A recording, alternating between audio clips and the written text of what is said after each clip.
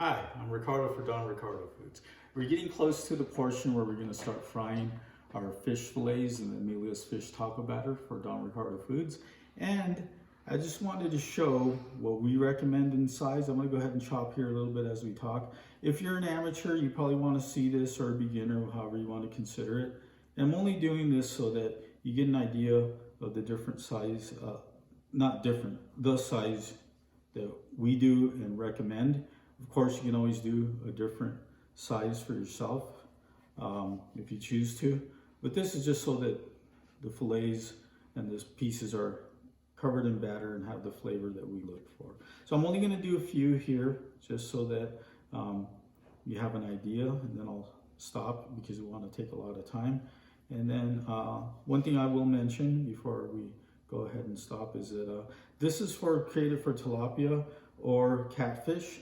And you can use whatever fish you feel would be good for you for the fish taco batter for the Baja style tacos. So I have enough here, again, to save some time. I'm going to go ahead and lift a couple of them so you can compare the size to my hand, turn it around. This is about the size we want.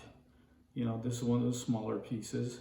These will be fitting great in a taco after. They're also going to cook well once they're covered in the batter and such. So that's about it, and we're going to go ahead and get to the cooking section here pretty soon. The next section is going to be mixing the taco batter, which you have to do that right before you start cooking because we want it nice and fluffy, and it just works better that way. So we'll go ahead and get to that very soon. Hi, I'm Don Ricardo. We're here moving on to the next portion of the fish taco batter. Right now what we're going to do, we're actually going to open the fish taco batter mix. We're going to get that mix in there so we can mix the batter up. And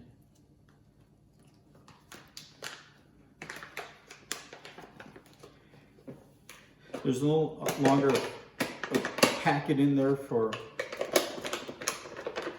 the flour.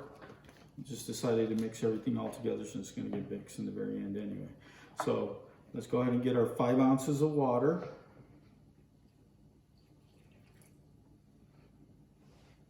Okay. Let's go ahead and get our mustard. Now you can measure the mustard if you like. I don't think it's a big deal. I just like to put a little squirt in there that's more or less a half a teaspoon. If you want to measure half a teaspoon, that's fine. But I really don't think it's a big deal if it's a little more or a little less. And let's just go ahead, and I think that's enough. Enough for my taste anyway. I've done this before and it always seems to turn out okay. Let's go ahead and get our 2 eggs in there.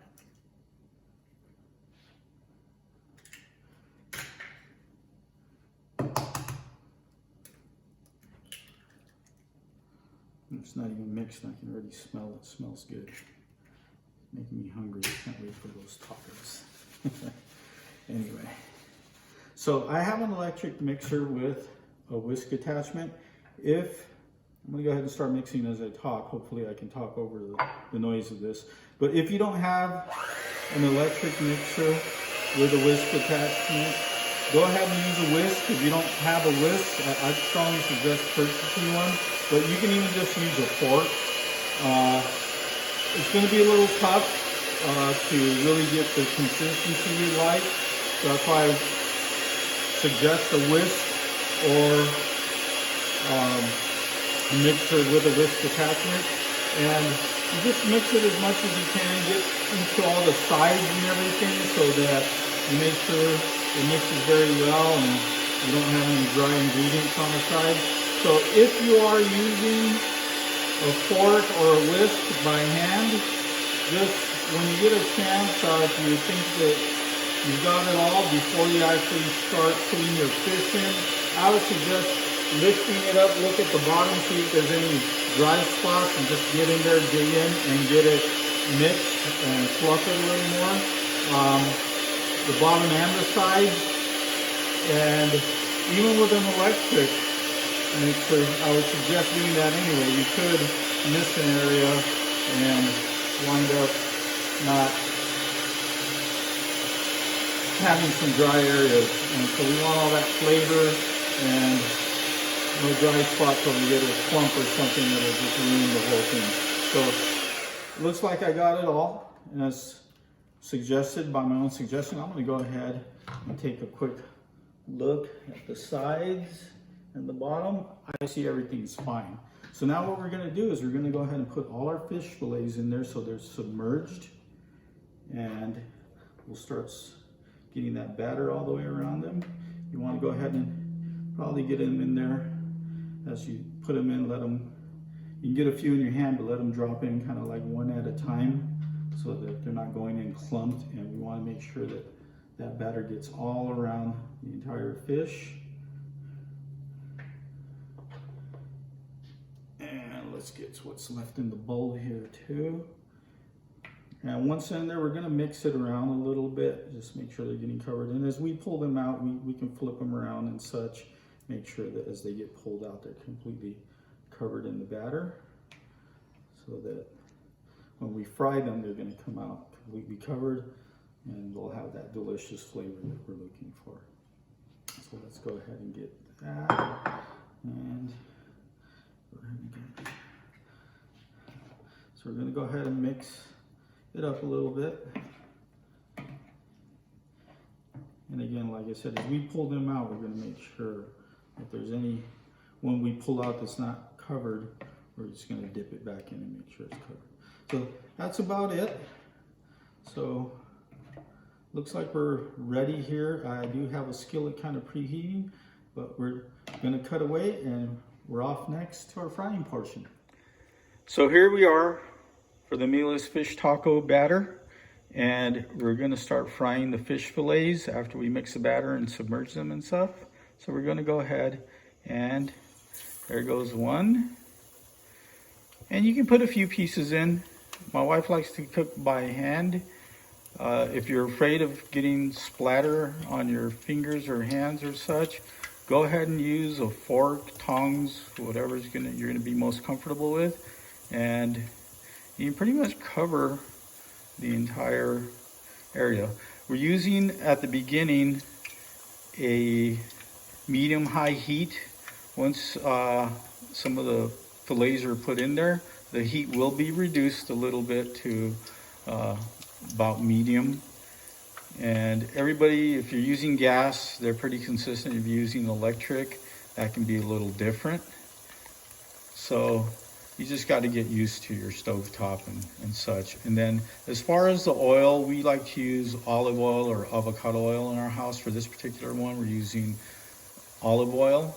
And the amount you want to put in your skillet is enough so that the fish is just about submerged. So since we cut those pieces, they're in about just a little over, they're not quite 1/2 inch and they're not quite 1/4 inch, they're about 3/8. So you want to put close to that amount of oil as far as depth, because you got to figure once you're putting in the fillets, that raises the level, and then they're almost pretty much submerged, and that's how you kind of deep fry these, so to speak. So the one thing I want you to see is when they should be turned over and what they should look like when they're out. So as always, we're not going to take a lot of your time. We are going to go ahead and wait till we get to that point to flip them over so you can see what type of golden brown they should be, and then possibly wait just a little bit longer when you see one get pulled out, and how they should be drained of any of the oil by setting them on a plate that's got paper towels over it so that excess oil can run out and you're not having oily fish Baja tacos. So we're a couple of minutes into it, and hopefully this will be less than 5 minutes. Your time is important to us, but cooking does take patience in some cases. So let's be patient here and watch this. I can already see some of these edges bubbling, the batter bubbling, and I can smell it too. And as I said earlier, I'm getting very hungry and I can't wait. And when it comes to these tacos, I always overeat. Whenever we've had guests and such, I always tell them that I love these things, but they're nuisance to me in that I always seem to overeat. I always have that one extra taco I shouldn't have, and I'm paying for it later. But if you pay attention, you can see the bubbling, and you can hear the crackling and the bubbling also. That's, right now we're just above medium, between medium and high, and that's what we're looking for. So I'll go ahead and go up a little bit closer. You can see the seasonings on the batter. You're seeing the edges are getting a little bit brown. That's what we're looking for. And on those edges, you can see some of the batter kind of bubbling out a little too.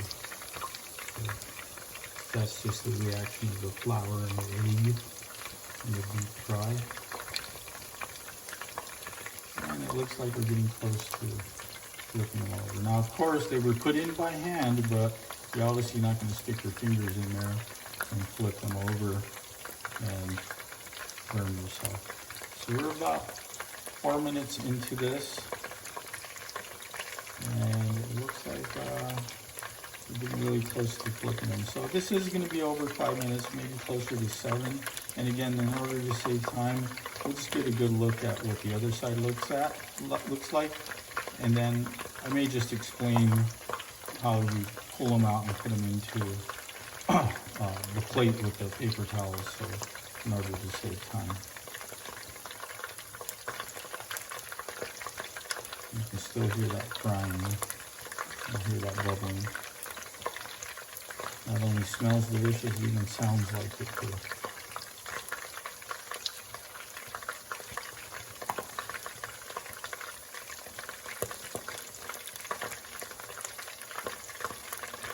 So we're just over 5 minutes, so we know that once you start putting in the oil, one side should be minimum 5 minutes. If you're seeing them start to burn, maybe you have your heat too high, you might want to just heat down. So you may know this if you're experienced, but if you're a beginner or an amateur, whatever you want to call yourself, then this is a point where you realize you may want to adjust your heat a little lower if they're cooking a little too quick, or a little higher if you don't hear and see the bubbling and see the consistency they're at. So, here we go. Looks like we're going to get some flip here pretty soon. There goes one, this one, not quite.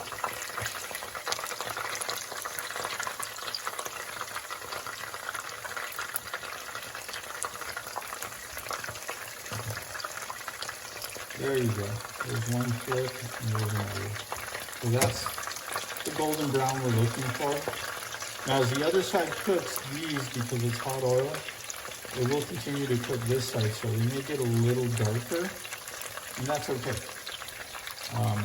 As long as we don't have the charred black marks, they're on the mark. So I think when they're flipped on the next side, they don't stay as long, because again, the top side was getting heat, because they are not completely submerged, but they are surrounded by the hot oil.